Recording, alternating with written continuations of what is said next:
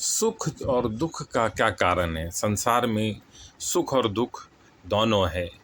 जब जब हम संसार की तरफ देखते हैं, संसार की तरफ अपने मुंह को करते हैं, संसार से कुछ इच्छा करते हैं, तब तब हमें सुख और दुख दोनों घेरेंगे।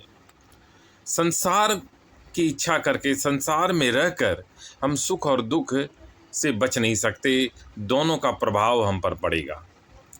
तो अगर सुख और दुख से हमें बचना है, दुख से बचना है, कष्टों से बचना है, तो हमें परमात्मा की तरफ देखना पड़ेगा। जब जब हम संसार की तरफ देखेंगे, जब जब हम अपनी मोह माया लोभ में फंसेंगे, तब तब हमें दुख भोगना पड़ेगा, कष्ट भोगना पड़ेगा। लेकिन जब हम परमात्मा की तरफ देखेंगे, धर्म ग्रंथ की तरफ देखेंगे, जब हम परमात्मा की तरफ जाएंगे, धर्म ग्रंथ का ज्ञान लेंगे, परमात्मा को जानेंगे, वेद पुराण उपनिषदों को पढ़ेंगे, तब तब हमें दुख से मुक्ति मिलेगी, तब हमारे कष्ट दूर होंगे।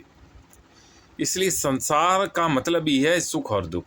संसार में जब तक हम फंसे हुए हैं, तब तक हमें सुख और दुख दोनों भोगना पड़ेगा। कभी सुख आएगा, कभी दुख आएगा, यह क्रम चलता रहेगा। संसार का मतलब ही है सुख और दुख।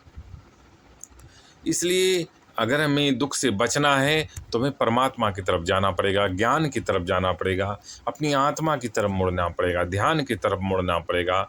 हमें वेद उपनिषद पुराण रामायण गीता की तरफ जाना पड़ेगा। उनका ज्ञान ही हमें परमात्मा से जोड़ेगा, हमें दुख से मुक्ति दिलाएगा।